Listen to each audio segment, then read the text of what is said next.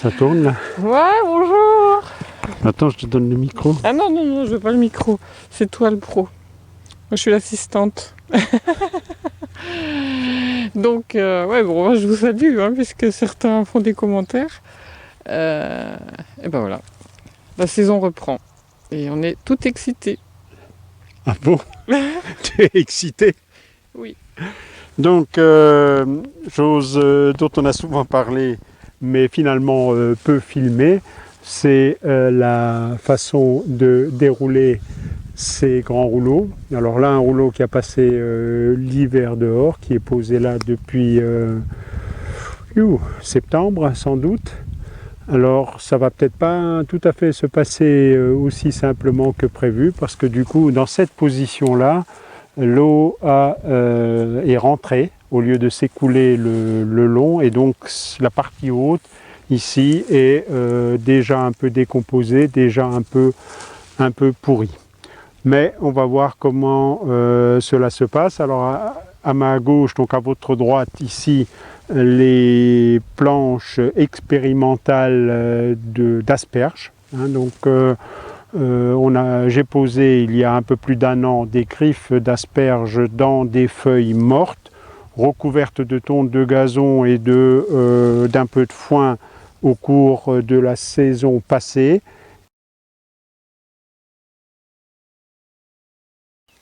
Alors ici la planche d'asperges, hein, donc on ne voit plus, hein, ce sont des rhizomes, des griffes qui sont dans le sol. Je vais peut-être aujourd'hui dérouler du foin par-dessus. Dans le fond, il y a à la fois des déchets ménagers. Ici, c'est orange qui a pourri. Là, une coque d'avocat.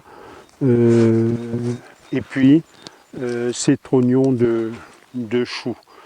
Donc, qui proviennent de la parcelle de là-bas. Alors pourquoi ces trognons de choux se trouvent ici? Tout simplement parce qu'à cet endroit-là, je ne prévois pas d'autres plantations ou d'autres travaux. Donc ils ne vont pas m'enquiquiner, ils vont se décomposer, ils mettront 1 an, ils mettront 2 ans. C'est une substance assez ligneuse, comme vous pouvez le voir, hein, assez dure.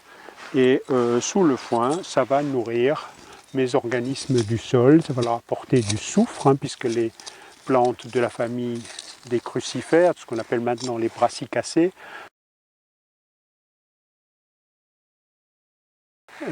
sont plus riches que la moyenne en substances riches en soufre. Donc voilà, je mets ça là-dedans, je passe dessus avec mon foin. Les griffes d'asperges qui sont quelque part par là vont traverser tout ça, puisqu'elles ont stocké les réserves à la fin de l'été dernier, et elles vont se nourrir de tout ça à travers les organismes qui vont le décomposer. Hein, donc là, on a, si on regarde un peu, des pourritures molles. Ça, c'est le signe de travail de bactéries, là par exemple, hein, c'est complètement mou, tiens, ces bouts d'ananas qui sont en train de pourrir, on dirait, mais qui sont donc en train de nourrir des organismes qui vont eux-mêmes par la suite nourrir d'autres organismes, et tout ce joyeux bordel, si je puis me permettre, va nourrir in fine mes légumes qui, eux, vont s'associer avec les champignons et qui vont tirer le bénéfice de tout ça sans aucun travail autre que de transporter ces trognons de là-bas où j'ai l'intention de semer. Donc là où j'ai l'intention de semer, ça ne m'intéresse pas de les avoir sous le foin, parce que quand j'arrive avec mon couteau à ma sillonnette, je bute sur ces morceaux et ça va m'énerver. Donc je les transfère juste d'un endroit où je sais que je vais semer vers un endroit où je sais que je ne vais sûrement pas semer, et dans 1 ou 2 ans, on ne trouvera plus rien de tout ça. Je vais essayer de vous retrouver un vieux trognon qui a 1 an déjà, et vous verrez comment ça change. Voilà, donc j'ai été chercher ça dans une autre planche. Donc le trognon de l'année, hein, celui qu'on vient d'étaler, qui est déjà un peu attaqué dans sa partie centrale. Alors quand on dit attaqué, ça veut dire que là-dedans ça vit, ça se nourrit. il y a presque quelque chose qui ressemble à des substances humiques, hein, parce que ce sont des parties fibreuses. Voilà ce qui se passe dans le sol et voilà ce qu'on retrouve un an après. Alors, il reste encore des parties dures, hein, des parties ligneuses, comme un vieux tronc d'arbre qui n'a pas encore été complètement digéré. Mais on voit que c'est sérieusement attaqué par les deux bouts, un peu comme un vieux bois que vous trouvez en forêt. Et dans un an, il ne restera plus rien de tout ça. Des feuilles comme ça, elles vont être disparues dès qu'il va faire chaud. Donc là, pour l'instant, il fait froid, donc c'est comme au congélateur, enfin au réfrigérateur, cela se conserve, mais très vite, cela va se décomposer. Là, je trouve à la fois, je ne pense pas que vous le verrez, mais il y a à la fois une limace, ici, et un ver de surface, que je suppose être un épigée, donc un de ces fameux vers qu'on trouve aussi dans les composts. Bref, ça vit déjà.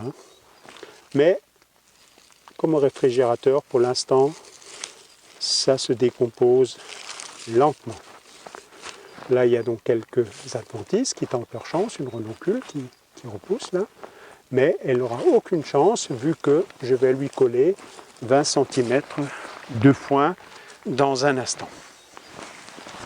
Cette pagaille, je le répète pour ceux qui découvrent mes vidéos, c'est de l'excellente nourriture pour les organismes vivants du sol qui vont décomposer ça, restituer les éléments minéraux à mes plantes cultivées, ici en l'occurrence les asperges, et qui vont aussi fabriquer ces fameuses substances humiques.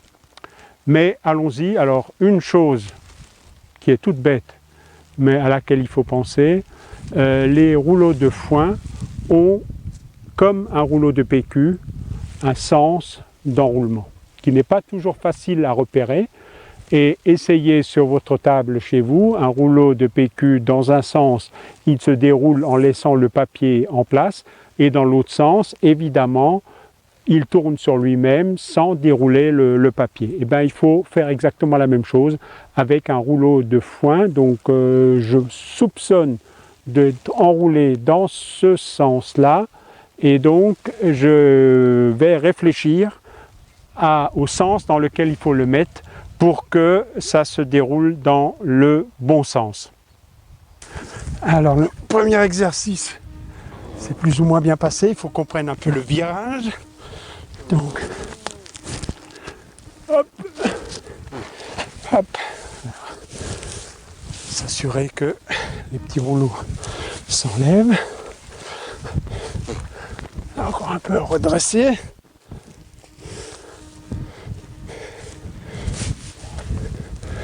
Allons-y. Voilà. Une fois que c'est parti, ça va bien. Attends, ça ne se déroule plus. Voilà. Continue.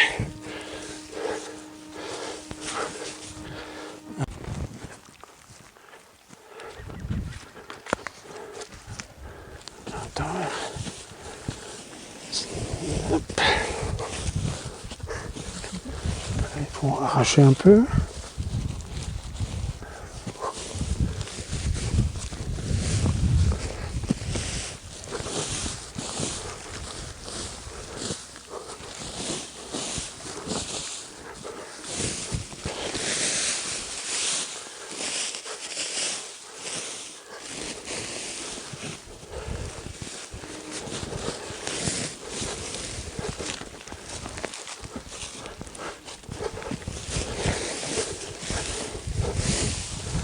Demi-tour.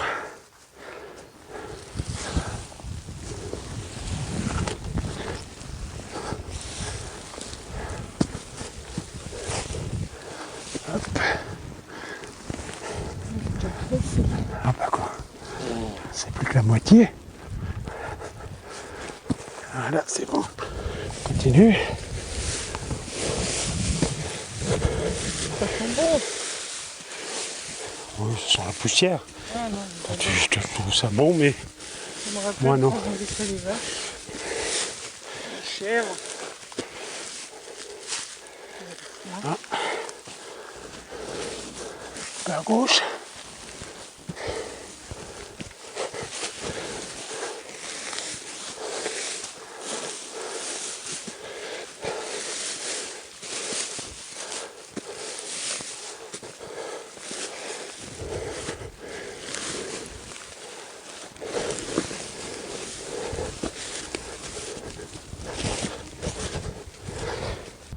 Voilà, une cinquième tentative de mettre cette séquence en boîte. J'ai eu tous les malheurs du monde. Une fois, j'ai oublié de brancher mon boîtier HF qui me permet de passer le son dans le caméscope. J'ai eu le déclencheur qui n'a pas bien fonctionné. J'ai eu la batterie qui est tombée en panne. Et donc, j'en ai profité pour faire une petite pause repas, une petite sieste. On n'est pas paresseux pour rien. Et je suis revenu et là, j'ai enregistré une séquence pour me rendre compte que c'est la carte qui était pleine. Donc, j'espère que ce sera la bonne tentative.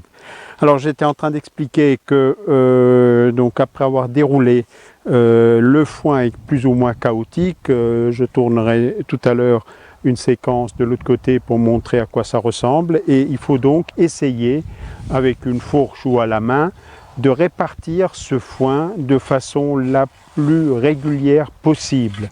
Il y a des endroits où il y en aura un peu plus, on va l'enlever, on va le mettre là où il y en a un peu moins. Il n'y a jamais trop de foin, donc le problème n'est pas là où il y en a le plus, le problème est là où il y en a moins. C'est là que, avec l'activité du sol qui se met en place dès que les températures montent, ce foin va être digéré, va servir de nourriture aux organismes du sol, donc aux vers de terre, aux bactéries, aux champignons, etc. Et l'épaisseur va diminuer. Donc quand il n'y en a pas assez, très vite, le sol se trouve à nu, exposé à la lumière du soleil, et donc les adventices vont pousser à cet endroit-là, ce qui va contrarier le jardinier paresseux qui n'a pas envie ni de piocher, ni de biner, ni de sarcler, ni rien. Donc il faut un tout petit peu faire attention au moment où on étale son foin. Donc là, par exemple, quand on a le coup d'œil, on voit qu'il y a une petite montagne, un petit monticule, on va en enlever et on va en mettre ici où il y en a beaucoup moins à vue d'œil, ou là où il y a un petit trou. Voilà. On tapote toujours, puisqu'on n'essaye pas d'avoir du foin aéré, mais d'avoir une couche compacte que la lumière ne traverse pas. Et voilà. Alors, deux questions reviennent sans cesse par rapport à cette technique et cette utilisation du foin. Combien de foin par rapport à la surface? Donc vous avez vu tout à l'heure la dimension du rouleau, ce sont des rouleaux moyens. Il existe plusieurs machines qui font des rouleaux plus ou moins grands. Là il s'agit d'une machine qui fait des rouleaux moyens d'environ 230-250 kg lorsque le foin est bien sec. Mais il existe des machines qui font jusqu'à 350 kg, voire plus.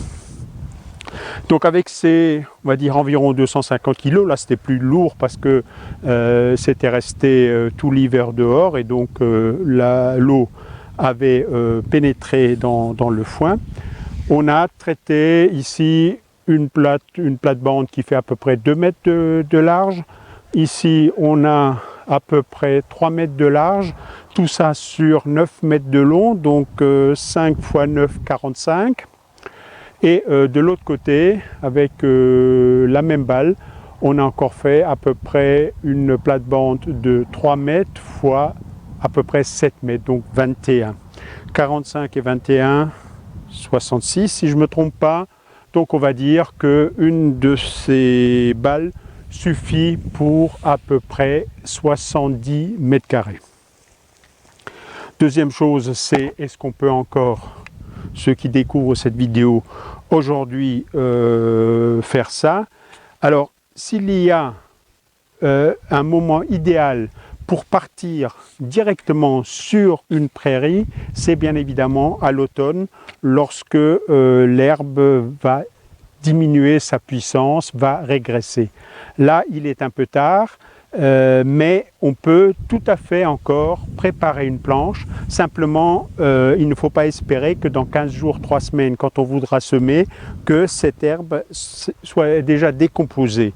Mais on peut tout à fait planter n'importe quel légume préparé, élevé en petits pots ou acheté en petits pots. Donc l'an dernier, sur une des planches qui est là-bas, j'ai mis en place du foin au mois d'avril, mi-avril, fin avril.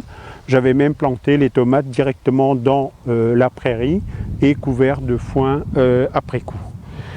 Là, je pourrais semer parce que si vous rebobinez, vous revenez au début de la séquence, vous voyez que cette prairie a été convertie déjà l'année dernière, donc elle a passé une saison sous foin et donc elle était déjà relativement propre. Donc là, sans aucun problème, il suffit qu'il y ait une ou deux pluies qui me tassent un peu le foin et je peux à la fois planter à travers la couche de foin, ça on peut toujours le faire, et de l'autre côté, semer à travers cette couche de foin qui se sera tassée et que je pourrai à ce moment-là trancher avec le couteau ou avec la sillonnette, comme vous pouvez le voir dans les vidéos correspondantes.